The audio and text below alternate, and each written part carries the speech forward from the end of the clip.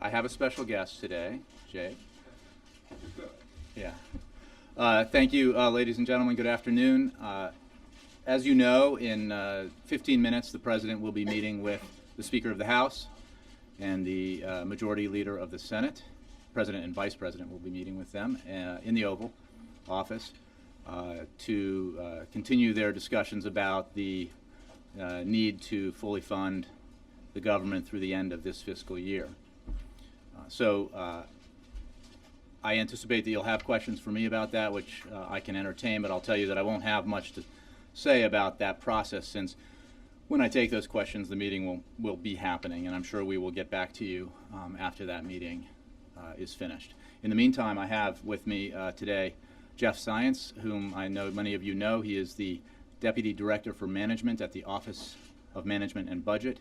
He is responsible for overseeing the process for the entire federal government of dealing with contingency plans should there be a stop in funding if in fact there is a shutdown of government. So that's a part of the plans that exist, and you've had a lot of questions for me over the last days and weeks about what might happen if we cannot reach a resolution, and Jeff is a much better person to answer those questions, so I have him with me here today. I will turn it over to him. Questions on other issues direct to me. Questions on the President and these negotiations direct to me, and Jeff will start now. Thanks. Thanks, Jen. I thought I'd just say a few words up front and then take questions. The Office of Management and Budget, as all of you know, in addition to its budgeting role, is the agency that helps the President manage the executive branch. Jack Lew, our director, has asked me to be his point person on contingency planning, and our team has been at work working closely with the agencies across the past several weeks as they update their plans and refine them for how they will operate if Congress is unable to pass a funding bill for the government. This week, given the Friday deadline, we ramped up our planning and are making the prudent moves necessary to have an orderly shutdown in case it should come to that. This morning, we had a call with agency chiefs of staff and deputy secretaries and recommended that they begin to notify their employees about the agency's shutdown plans. These conversations will include what agency services will remain open and what employees will be furloughed. Agencies also will begin to brief various stakeholders, including contractors, federal employee unions, state and local governments, grantees, these stakeholders about the agency shutdown plans. Also this afternoon, OMB Director Lew will issue official guidance to the agencies, instructing them to take steps to prepare for a possible lapse in funding. That memorandum will soon be posted on the OMB website.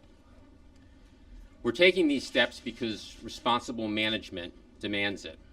We still hope that we do not have to execute the plans, but we are prepared to implement if necessary. If there is a shutdown, it would have very real effects on the services that American people rely on, as well as on the economy as a whole.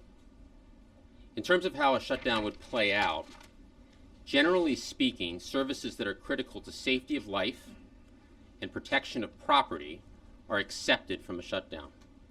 Services that have alternative sources of funding, such as advanced appropriations, mandatory funds, or user fees, can also stay open. Let me give some specific examples on what would be closed versus what would be open. As to what would be closed, the Federal Housing Administration, FHA, would not endorse any single-family mortgage loans or have staff available to process and approve new multifamily loans. FHA single-family lending represents a market share of more than 20% of overall loan volume of home purchases and refinancings. There be no new approvals of SBA guaranteed loans for business working capital, real estate investment, or job creation activities. National parks, national forests, and the Smithsonian Institution would all be closed. The NIH Clinical Center will not take new patients, and no new clinical trials will start. Those filing paper tax returns would not receive tax refunds from the IRS, and many taxpayers would not be able to receive service from the IRS to help them meet their tax obligations. For example, the 400 walk-in service centers would all be closed. Permits and other approvals will not be processed, such as permits and clearances the EPA issues to allow building of projects to proceed. The Mine Safety and Health Administration would not be able to conduct regular safety and health inspections. Only emergency passport services would be open. Normal processing will not. Most of the veteran benefits customer support services would be suspended. Most Department of Defense budget planning and preparation would cease, and military personnel will not receive paychecks during a funding lapse. Customer service will be significantly impacted across the federal government. For instance, if you have a question about your Social Security check or Medicare reimbursement, it may be very difficult to get an answer. Throughout the government, websites and online services will be shut down or at limited functionality. As to some of the activities that will continue if there's a shutdown, the FAA would keep the air traffic control system open and safe. FEMA disaster operations would continue. Social Security checks will be sent to beneficiaries. National Weather Service alerts and forecasts, as well as volcano and earthquake monitoring by other agencies, would continue. The U.S. Postal Service would continue mail collection, delivery, and other operations. Custom and border protection activity would continue. Military operations in Afghanistan, Libya, and Iraq would continue. NASA satellite missions currently in operation would continue. SNAP, or what's better known as food stamps, and other child nutrition benefits would continue. Most federal student aid operations would continue. Core federal law enforcement, such as FBI and U.S. Marshals, would continue, as would prison and detention operations. So with that overview, let me now open it up for questions. Let me just, I'll go ahead and do the calling. I just say that Jeff is a font of information, but if you dig deep down and questions about specific agencies and operations within those agencies and how they're affected, he'll likely have to refer you to those agencies. So think about that when you're asking questions. Ben. Thanks, Jay. Thanks, Jeff. One of the scenarios being thrown about is that if a shutdown happens, it might last for a few days, that's the period of time it would take all parties to agree. How would you characterize the effect of a shutdown on the economy and the American people if, in fact, it only lasts for a few days? Would that be a seriously harmful force, or is it only a sustained shutdown that would cause that risk? You know, the funding lapse is, I guess, early Saturday morning, 12:01. So it is a weekend. So if you're a few days or a couple of days on the weekend, obviously less of an impact than if it was several business days.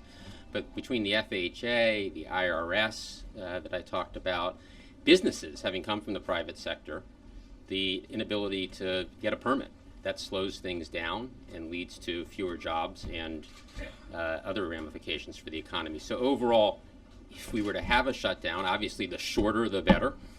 But the impact, I think, will be immediately felt on the economy. So do you think that is it fair to say that if it should last only a few days, I guess to kind of sum this up, that's not that big of a deal, which is kind of an argument that's being posed?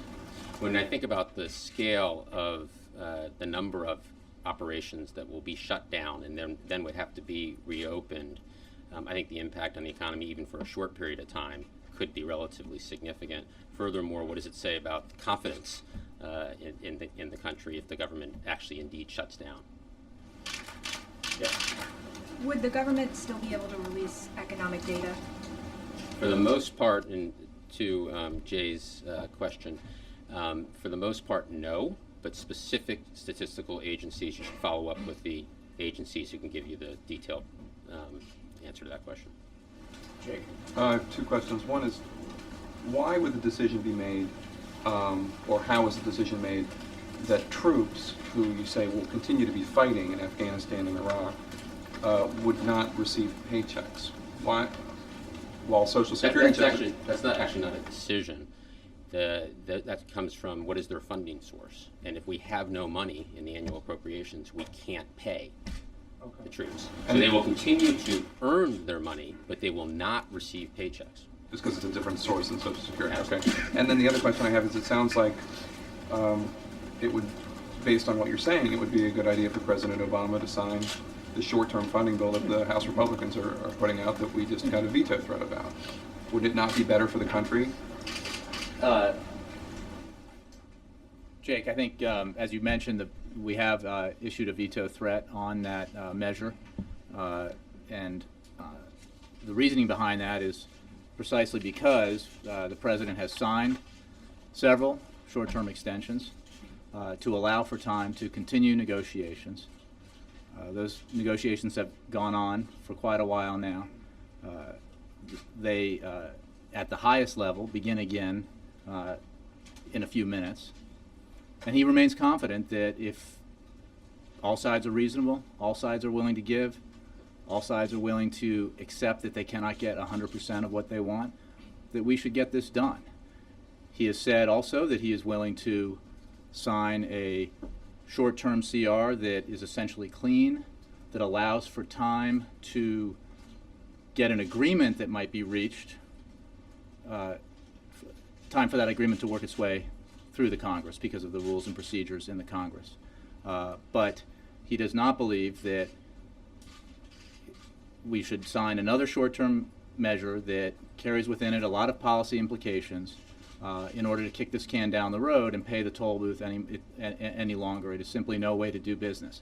We are at a point now, as you know, where the President and Democrats have demonstrated their willingness to come more than halfway towards the Republicans. If you start here with 0 and here with 100, 73 is quite a distance. If you start here with 0 and here with 61, 33, significantly more than halfway. And in these negotiations, what has to happen is a closing of the gap, not a furthering of the gap. That's our position. And we also believe, as the President said last night, for those of you who stayed late, and has said previously, that this is not the vehicle, this is not the appropriate vehicle to have ideological or political agenda items debated and voted on. They can be done elsewhere.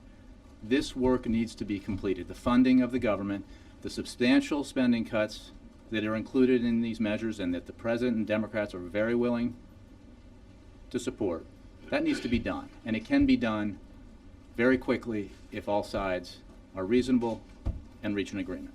In the veto threat, I didn't see, other than the idea that it serves as a distraction, I didn't see enumerated the policy implications that you're talking about. Can you explain what is in this short-term CR that the President finds objectionable? The point is that the President and the Democrats, we have been negotiating in good faith, and we have closed the gap.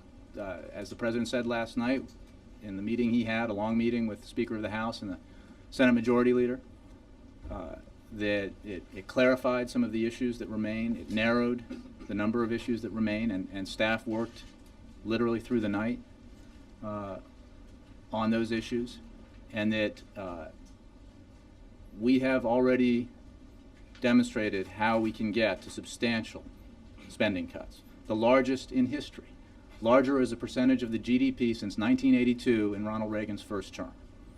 That is the President's position. It is the Democrats' position. We do not need another short-term measure with $12 billion of additional spending cuts separate from these negotiations because we are now at a point where we can get the deal done. The people expect us to get the deal done. It is simply small ball compared to the big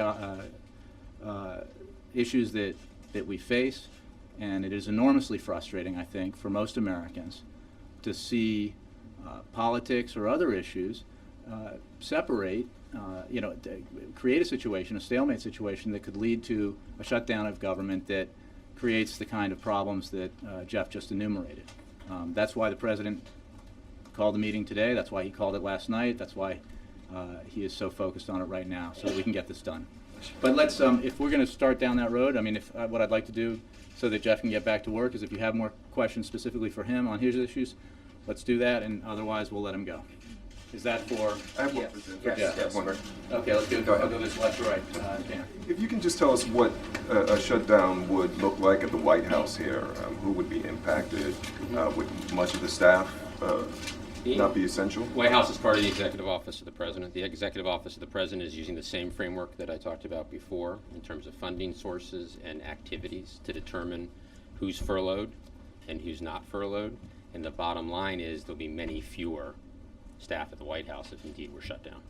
Can you give us anything more specific than that? Will the Chief of Staff be working? Will Jay be working?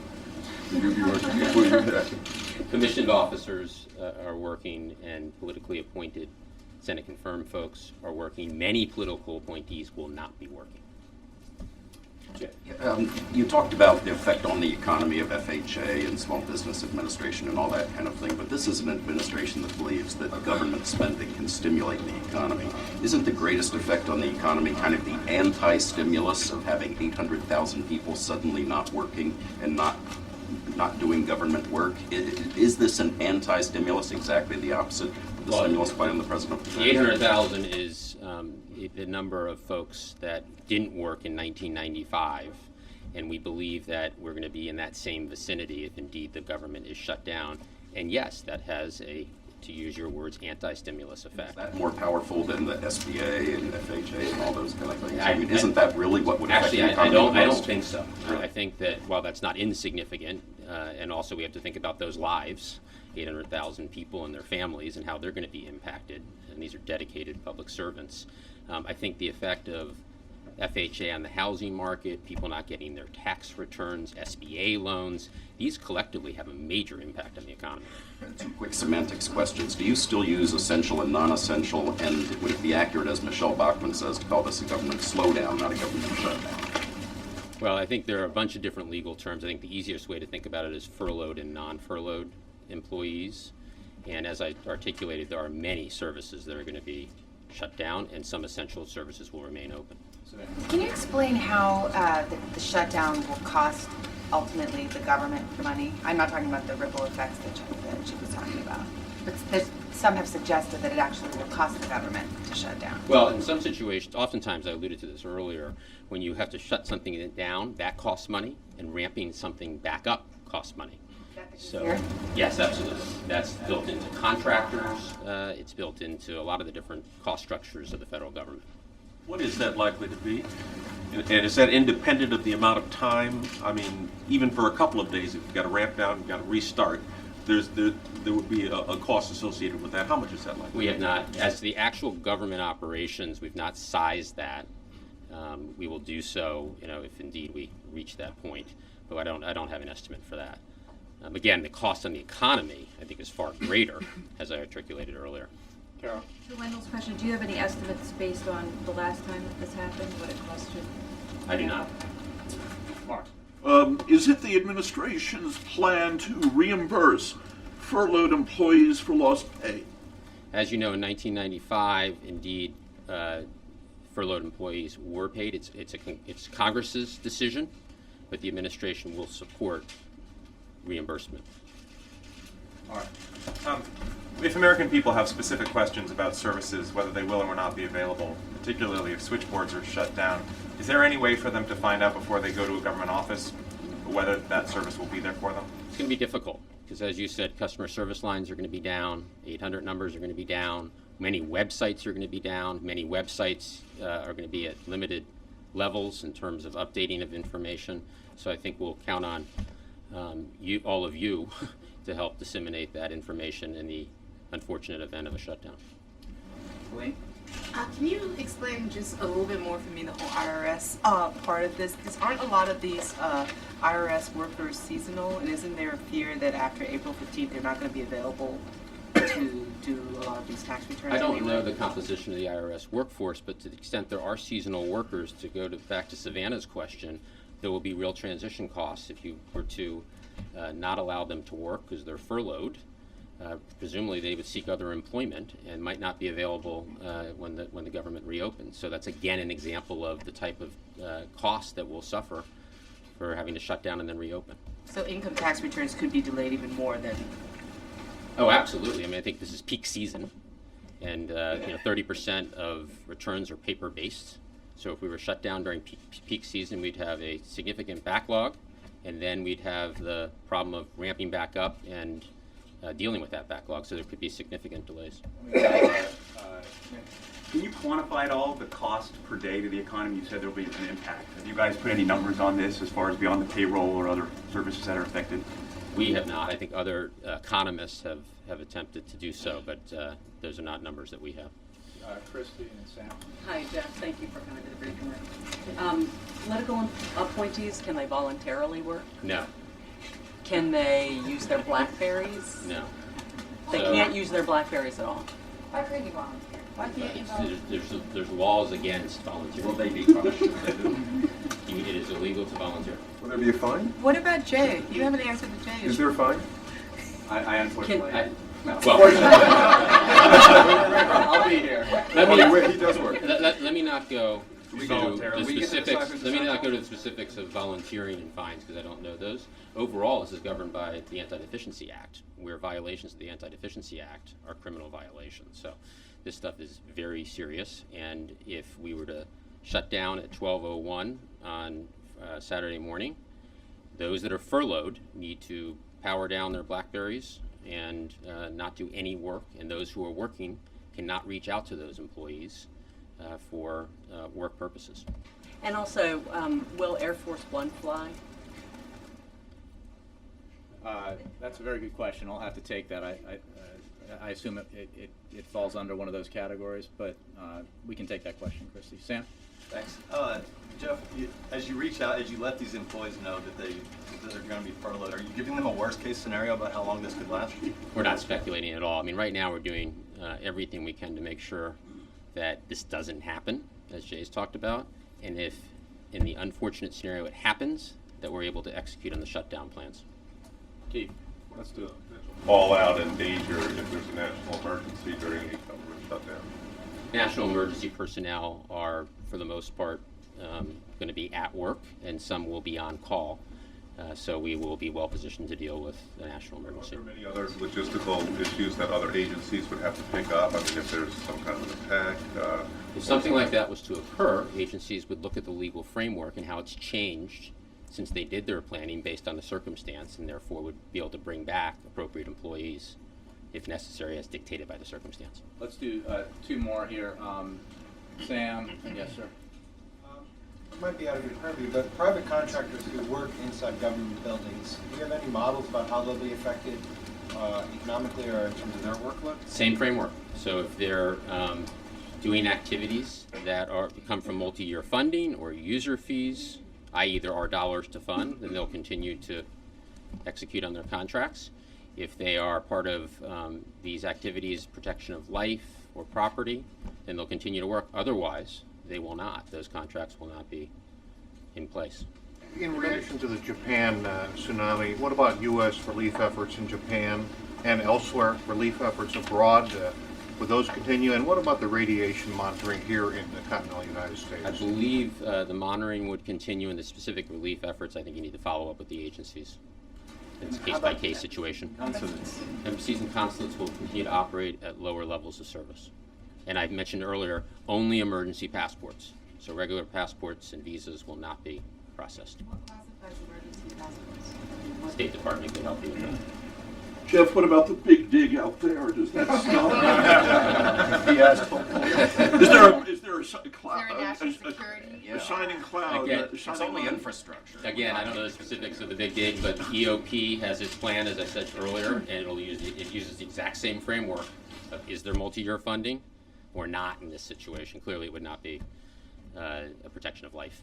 Yeah, this is confusing for us, but what would you say to the rank and file worker who's sitting there wondering today, What's my status after Friday? First of all, I'd say that I very much sympathize. It's a hard situation for people to operate with this level of uncertainty. And so we have asked agencies to begin communicating to employees as to if there is a shutdown, hoping again that there is not, what their status will be. Will they be furloughed, or will they indeed be at work? Thank you very much. Thank you. We'll move on. Thank you. Appreciate it, Jeff. Thank you. Thanks, Jeff. Okay. As I said at the top, I just want to warn you as you ask your questions that I don't want to get ahead of a very important meeting that's happening as we speak. And with that admonition, I will call on Mr. Feller. Thank you, Jay. Last night, the President said from this room that the issues were narrowing based on what Speaker Boehner and Reed said today. It certainly doesn't seem like that. It seems like it's going the other direction. What happened since last night? Where did this get off the rails? Well, Ben, what I would say is because they are in there discussing just these issues right now, I'm not going to get into details about proposals and counter-proposals, but I will say that at the very least, the long meeting, 84-minute meeting last night in the Oval Office, did produce clarity about what the issues are and what the avenues would be to discussing and hopefully resolving them. So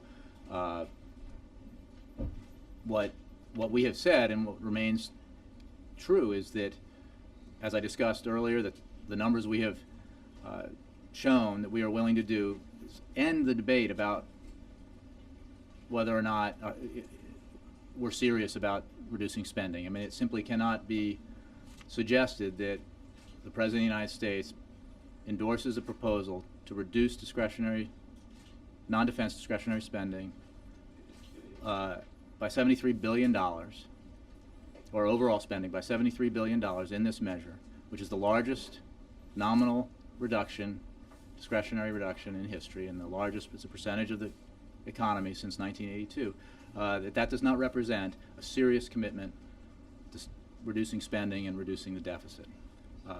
There's an agreement on that. There is also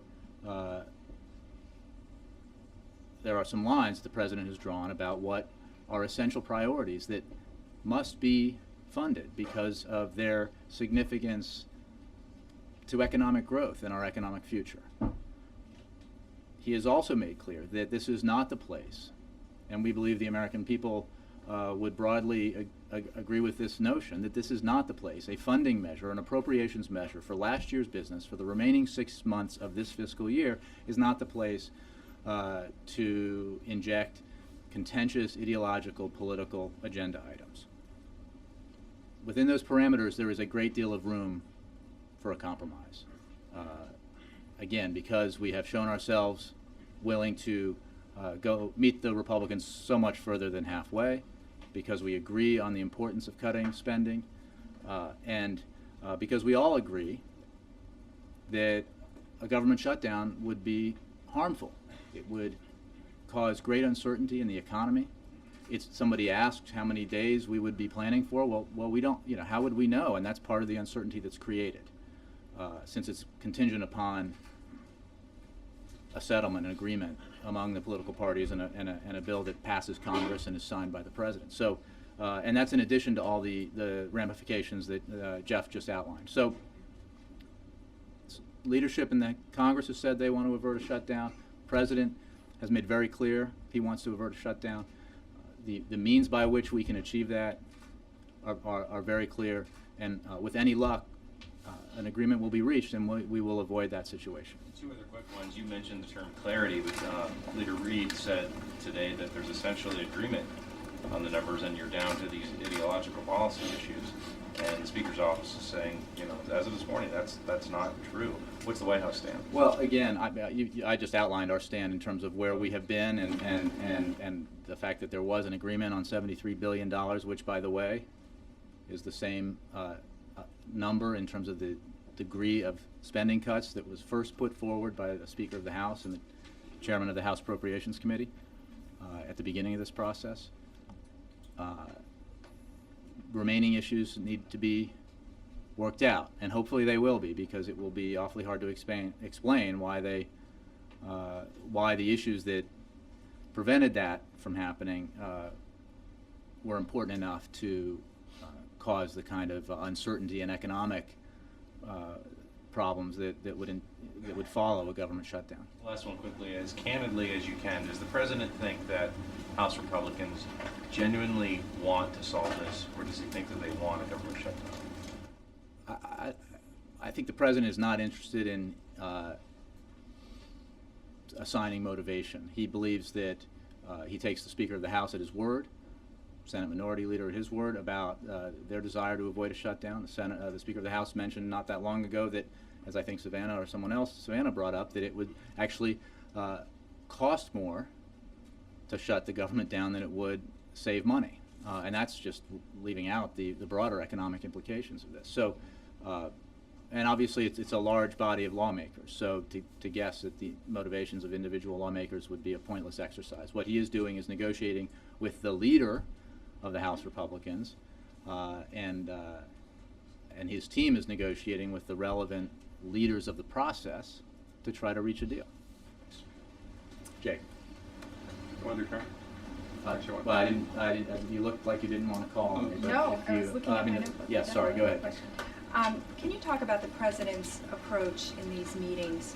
How specific is he getting on the details of the discussion? Is he offering proposals on some of the most sensitive issues like Planned Parenthood and the environmental issues, or is he just telling the two sides, look, there's a lot at stake, you've got to reach a deal? Without going into the details of a private meeting from last night or previous private meetings, or obviously the one that's happening now, I will simply say that he spent nearly an hour and a half in the room with leaders last night, so it was obviously a fairly detailed conversation. Now, there were others in the room who are masters of some of the arcane details, but he's very engaged. But he believes also that this is not that complicated. It simply is not that complicated, and that there are, if we are reasonable, there are fairly clear and acceptable ways to get from here to there. But is he actually mediating in the sense of saying, look, you're this far apart on this issue, how about we do it this way? Is he offering specifics in that way? Again, I don't, except to say that he's clearly very much engaged in this. I don't want to characterize the back and forth because I think it's important to protect the privacy of those discussions in the name of hoping that by doing that we can help achieve a result. Yes, Jay. While the president was working with congressional leaders throughout 2010, does he wish that he had asked them to pass a budget for fiscal year 2011? Look, I think the president was very hopeful at the end of last year that funding for the full year could have been achieved. It was obviously a time with a lot on the table, and there was, as you remember, an unexpected by most, I think, observers, and very significant bipartisan agreement on a tax cut compromise and further measures to help advance the recovery that was taking hold last year. So he obviously fully supports and has always supported the idea that Congress would get its work done and move forward. But these are complicated issues. They can be. What is the case on this is that we have been focused on this portion of the fiscal year now for many, many weeks. We have, the president has signed into law already several extensions, continuing resolutions, with significant spending cuts contained within them, in order to allow more time to get to reach a compromise. We are well past time for that to take place. It is the issues that confront us here at the White House and on Capitol Hill are too large to continue to linger over this negotiation, because we should just get a deal and move on. I interviewed a number of people who will be hurt by a government shutdown. President Obama cited one of them last night. Mm-hmm. I don't really sense that they care much about whether or not the president is fed up with the number of continuing resolutions. I think they just want to be able to get their tax refunds and their military pay. And my guess is that they're fed up with the noise they hear from Washington when they find out that they're in the scope of the size of the economy and the distance of their differences, that Washington can't simply get this done and be reasonable. And again, we simply say, and obviously we rely on those who hear us speak and write about our positions. We believe the President has been very reasonable and demonstrated a significant willingness to find common ground. So, what I would say, let me finish my answer, then you can finish your question. But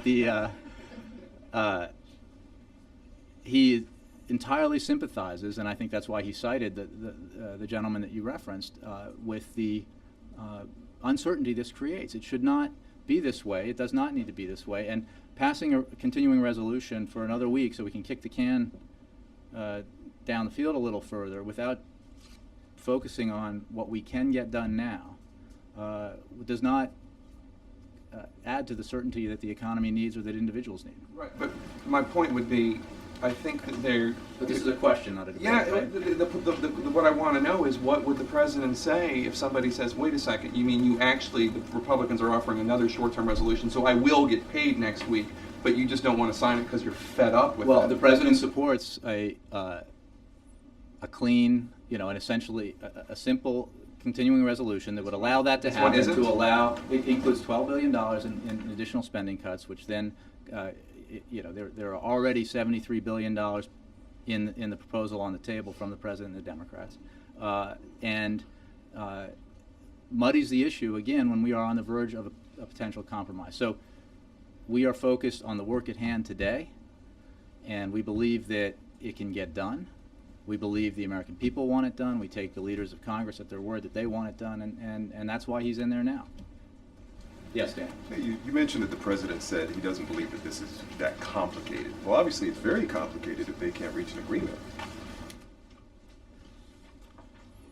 Well, Dan, is that a question?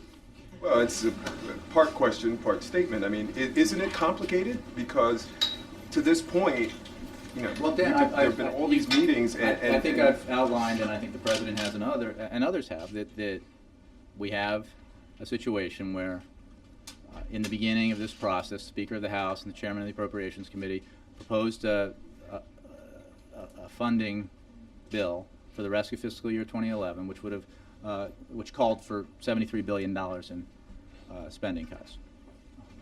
Through this process, the House then decided that wasn't enough and passed a resolution with $100 billion in spending cuts, 100 plus, based on the president's proposed 2011 budget. The Democrats have come and the president have come from that starting point, the same starting point if you put it at zero, to $73 billion. And in any definition of meeting the Republicans more than halfway, I think we've met that and exceeded it. Spending cuts are the issue.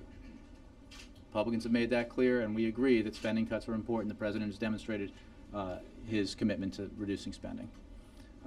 And what we have left now is a debate about a relatively small number and how you compose those cuts, and whether or not, for example, you reduce funding for Head Start for children, or you eliminate spending for highway projects that are earmarked, they're designated for earmarks, whether you cut funding for medical research, or you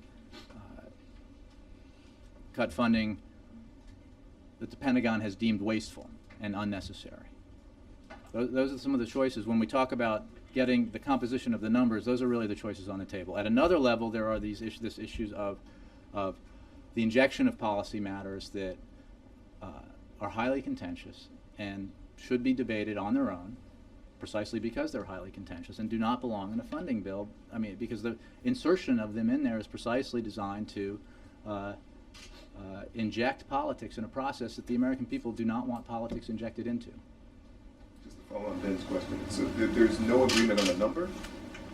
Or is there agreement on Well, a number? look, they are negotiating now. What I will tell you Well, is... last night. Did they have an agreement last night on a number? I'm not going to characterize anything more than what was said by the President in terms of last night's discussions. What we have said, and I know anybody who has sources on the Hill can confirm that there was an agreement on a target of $73 billion for the appropriators to work off of to try to find a